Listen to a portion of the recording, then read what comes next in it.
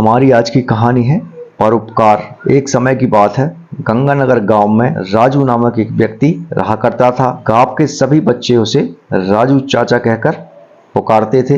आपसी भाईचारा और प्रेम बहुत था, इसलिए वहां के समुदाय के लोग सभी मिलजुल कर रहा करते थे। राजू चाचा वैसे तो अधेड़ उम्र होने के कारण गांव के नंबरदार थे। सभी उनका मान सम्मान आदर सत्कार किया करते थे। उनका मकान गांव की चौपाल पर छोटा सा था। उसके अंदर एक आम का पुराना पेड़ था, जिसके फल गांव के बच्चे बूढ़े जवान सभी खाया करते थे। राजू चाचा का स्वभाव कुछ इस प्रकार का था, वे बच्चों को कुछ ज्यादा ही प्यार करते थे। राजू चाचा हर साल बरसात के मौसम में जब आम पक जाते थे तो गांव के सभी बच्चों को विशेष तौर पर आम की दावत दिया करते थे। किसी कारणवश पिछले 2 वर्षों से यह परंपरा टूट गई थी। बच्चे उनकी इस बात पर बहुत नाराज रहने लगे थे, परंतु वे कुछ नहीं करते थे, क्योंकि राजू चाचा का रौब सभी बच्चों पर कम नहीं था। पहले साल तो बच्चों ने उनकी इस हरकत पर कि चाचा ने एक बार उनको आम की दावत नहीं दी, आम की फसल बर्बाद कर गए। लेकिन दूसरे साल जब आम के पेड़ पर बौर आया और अमियाँ छोटी छोटी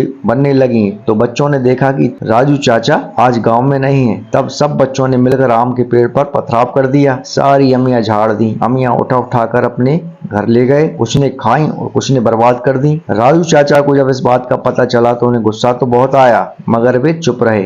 फिर तीसरे साल आम का बौर आया।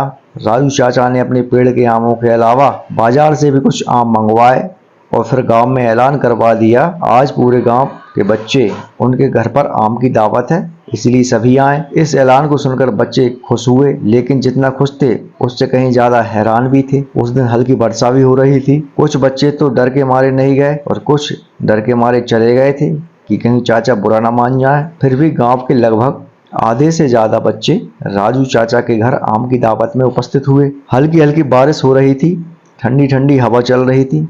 बच्चे मजे लेकर आम खा रहे थे। जब आम समाप्त हो गए तो बच्चे अंगड़ाई लेने लगे। अनायास एक बच्चे की नजर चाचा के घर के एक कोने की तरफ उठ गई, जहाँ छप्पर के नीचे कुछ बहुत बड़ा किसी वस्तु के ढेर पुआर से ढका हुआ था। उस बच्चे ने यह बात अन्य बच्चों को इशारे में बताई। तब अंत में एक बच्चे ने डरते हुए राजू चाचा से पूछ लिया, चाचा इस ढेर में आपने किसको छुपा रखा है? राजू चाचा उसकी बात सुनकर हंस पड़े। फिर उन्होंने अपनी पिछली गलती पर बच्चों के सामने पश्चाताप किया। फिर वे बोले, सुनो बच्चों, आम तो तुम्हें हर साल मिलेंगे, लेकिन अगर तुम मेरे मरने के बाद भी आम खाना चाहते हो तो मेरे पीछे आओ। चाचा उठकर छप्पर पर बने ढेर की ओर चल पड़े। बच्चे भी उनके पीछे चल पड़े। चाचा ने ढेर पर से पुआर हटाई और बच्चों से कहा, बच्चों अपने दोनों हाथों से भरकर जितने भी आम ले जा सको ले जाओ। बच्चों ने खुशी खुशी ढेर से आम उठाकर अपने दोनों हाथों में रख लिए। उनकी खुशी को देखकर राजू चाचा की आंखों में आंसू छलक आए। बोले, सुनो बच्चों, अपने अपने घर जाकर इन आमों को खाओ और उनकी गुठलियों को अपने गांव, घर, आंगन सभी जगह लगा दो और आम के पेड़ होंगे।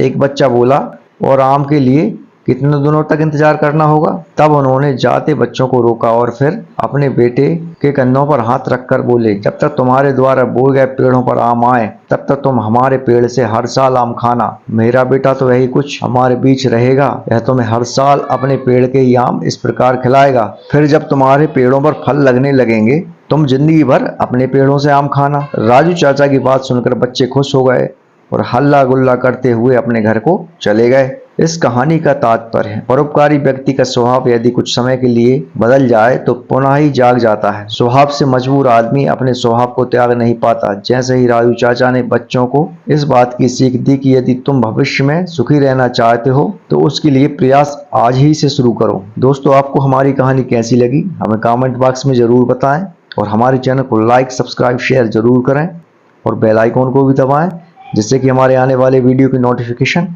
आपको मिलते रहें। मिलते हैं अगले वीडियो में, जब तक के लिए नमस्कार।